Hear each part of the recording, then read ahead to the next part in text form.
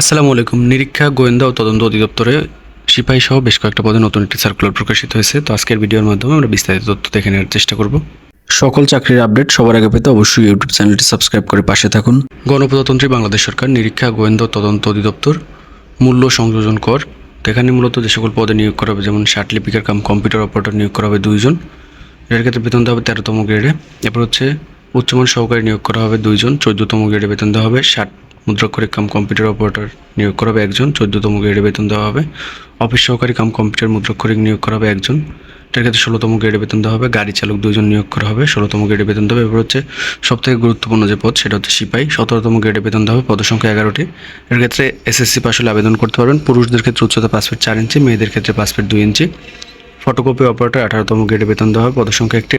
তো আপনাদের বয়স থাকতে হবে 1 মার্চ 2026 তারিখ 18 থেকে 32 বছরের মধ্যে, তাহলে আপনারা আবেদন করতে পারবেন। অর্থাৎ সবগুলো পদের ক্ষেত্রেই কিন্তু 18 থেকে 32 বছরের মধ্যে থাকতে হবে আপনাদের বয়স সীমা।